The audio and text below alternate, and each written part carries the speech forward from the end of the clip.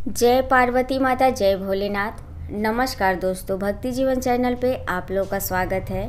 आइए जानते हैं इस साल 2023 में कार्तिक स्नान कब से शुरू हो रहा है और कब ये समाप्त होगा। कार्तिक स्नान का क्या महत्व है, विधि और नियम भी जानेंगे। कार्तिक स्नान से संबंधित सारी जानकारियाँ इस वीडियो में जानेंगे। तो चलिए शुरू करते हैं। जय श्रीमन नारायण।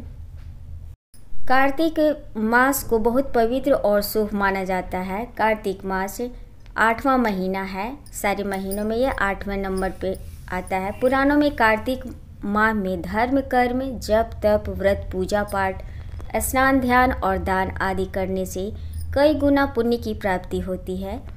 कार्तिक माह में पूरे माह तक प्रतिदिन प्रातःकाल स्नान करने को कार्तिक स्नान कहा जाता है और इसका बहुत ही महत्व है। कार्तिक स्नान के अतिरिक्त पूरे कार्तिक माह में व्रत, दान, तुलसी विवाह, दीपदान, गंगा स्नान आदि करने से कई गुना पुण्य प्राप्त होता है। पुरुषोत्तम मास की भांति ही कार्तिक माह भी भगवान विष्णु की आराधना को समर्पित है। पौराणिक मान्यता के अनुसार कार्तिक स्नान, कार्तिक माह व्रत, तप, दान करने से मनुष्य के सभी पापों का नाश होता है और मोक्ष की प्राप्ति होती है। जानते हैं इस साल कब से कब तक है कार्तिक स्नान। कार्तिक स्नान इस साल 28 अक्टूबर 2023 शनिवार से शुरू होकर 27 नवंबर 2023 सोमवार को समाप्त हो जाएगा।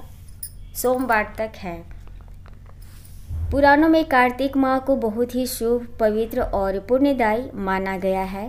पौराणिक मान्यता के अनुसार कार्तिक माह में किए गए स्नान, दान, जप, व्रत, तप आदि शुभ कर्मों को कई गुना पुण्य प्राप्त होता है।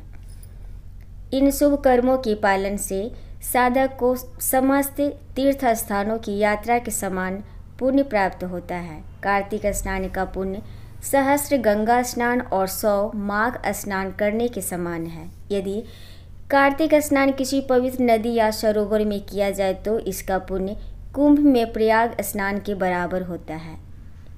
इस माह में व्रत और पूजन करने से सभी को पापों से मुक्ति मिलती है। शिव मंदिर, चंडी मंदिर, तुलसी पर दीपदान करने और भगवान को पुष्प अर्पित करने से अश्वमेध यज्ञ के समान पुण्य प्राप्त होता है। कार्तिक माह में प्रतिदिन प्रातःकाल तुलसी को जल देने से और संध्या के समय दीपक जलाने से घर परिवार में सुख शांति आती है।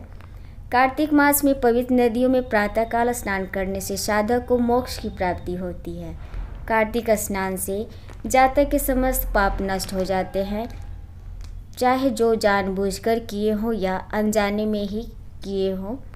कार्तिक माह में जप तप करने से उसका पुण्य कई गुना होकर मिलता है।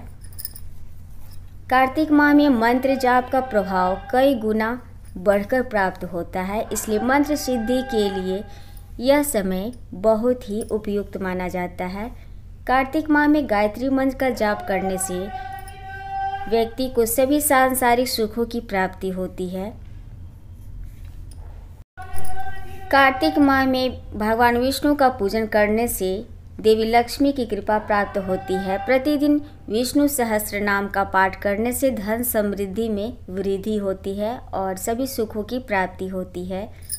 कार्तिक मास में प्रतिदिन श्री सूक्त का पाठ करने से साधक को माँ लक्ष्मी की प्रसन्नता प्राप्त होती है। कार्तिक का जो महीना होता है दोस्तों, वो माता लक्ष्मी का ही महीना होता है और कार्तिक महीने में सारे देवी देवता पृथ्वी पे ही आए रहते हैं, ऐसा कहा जाता है। इसलिए कार्तिक के महीने में माता लक्ष्मी को प्रसन्न करना ना भूलें। कार्तिक माह से भगवान शिव की आराधना करने और उनका जलाभिषेक करने से साधक को दीर्घायु होता है, उम्र लंबी होती है और उसे आरोग्य की प्राप्ति होती है। प्रातःकाल सूर्योदय से पूर्व स्नान करें। कार्तिक स्नान के लिए कोई भी नदी या तालाब में, कोई भी पवित्र नदी में और तीर्थ स्थानों को शुभ माना जाता है, किंतु जो इन स्थानों पर नहीं जा सकते हैं वो रात भर मिट्टी या तांबे के बर्तन में रखे जल से स्नान करें और स्नान के समय 7 नदियों का स्मरण करते हुए जाप कर ले। और जैसे कि गंगे च यमुने च गोदावरी सरस्वती नर्मदे सिंधु कावेरी जले इसमें संधि कुरु, मतलब इस तरह से 7 तरह के नदी का नाम ले ले। अगर कुछ भी ना हो तो गंगे गंगे कह के नहा ले। तो ये स्नान करने के बाद सूर्य देव को जल अर्पित करना चाहिए, फिर तुलसी माता को भी चढ़ाना चाहिए। फिर मंदिर में जाकर राधा गोविंद के दर्शन करें, पूजन करें, तुलसी जी को भी जल चढ़ाएं, पीपल पर भी जल चढ़ाना चाहिए और उनकी परिक्रमा करनी चाहिए। घर में अगर लड्डू गोपाल हैं तो उनकी बहुत विधिवत पूजा की जाती है कार्तिक के महीने में, तो वो करना चाहिए। कार्तिक माह के महात्म का पाठ भी करना चाहिए। संध्या के समय भगवान विष्णु की पूजा करें, दीपक जलाएं, साथ में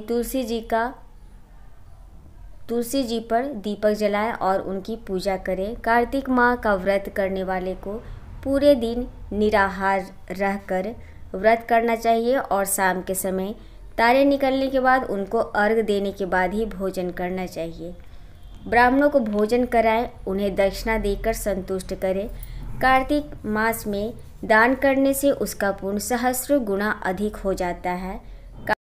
कार्तिक मास में गौ सेवा भी बहुत अच्छा होता है। गौ माता में 33 कोटि देवी देवता वास करते हैं, तो गौ माता को ज़रूर खिलाएं रोटी। और कार्तिक के महीने में शाम के समय आंवला के पेड़ के नीचे, बेल के पेड़ के नीचे और तुलसी माता के पास, पीपल के वृक्ष के पास दीपक ज़रूर जलाएं। अगर पास में अगर मंदिर हो तो वहाँ भी दीपक जलाना चाहिए, अपने घर के पास जलाना चाहिए, अपने घर के मंदिर में जलाना चाहिए और घर के दरवाजे के पास भी जलाना चाहिए। जितना हो सके उतना दीपदान जरूर करना चाहिए कार्तिक के महीने में। अब जानते हैं दोस्तों कि कार्तिक के महीने में क्या खाना चाहिए और क्या नहीं खाना चाहिए। शास्त्रों के अनुसार इस महीने श्री हरि मत्स्य अवतार में रहते हैं, इसलिए मछली, मांस, मदिरा का सेवन नहीं करना चाहिए। कार्तिक में बैगन खाना भी अशुभ माना जाता है। साथ ही इस माह में द्विदलन अर्थात अनाज 2 भागों में जो बढ़ जाते हैं वो नहीं खाया जाता है, जैसे कि चना, मटर, मूंग, दाल, जो 2 भाग में जो बढ़ जाते हैं जो चीज़, वो नहीं खाया जाता। कार्तिक मास में जीरे का भी उपयोग नहीं किया जाता है और बहुत से लोग दही भी नहीं खाते हैं, तो दही खाने से संतान के लिए वो अच्छा नहीं होता, तो इसलिए दही नहीं खाया जाता है। और भी बहुत सारी चीज़ें हैं, तो जिनको जितना सामर्थ्य हो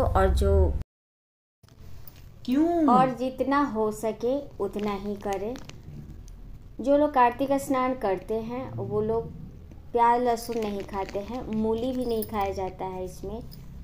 तो जिस तरह से भी करें दोस्तों, वो आप पहले दिन ही उसका संकल्प ले लें कि इस ढंग से करेंगे, क्योंकि कोई भी व्रत को बीच में भंग नहीं करना चाहिए, क्योंकि उसका दोष लगता है। और कार्तिक माह अपने आप में बहुत ही महत्व रखता है। ये माता लक्ष्मी का बहुत ही प्रिय महीना होता है और सारे भगवान का होता है। तो ये थी थोड़ी बहुत जानकारी दोस्तों। और अगर आपको हमारी वीडियो अच्छी लगी हो दोस्तों तो लाइक, कमेंट, शेयर करें। कमेंट में जय माता दी लिखें दोस्तों। और वीडियो सुनने के लिए धन्यवाद।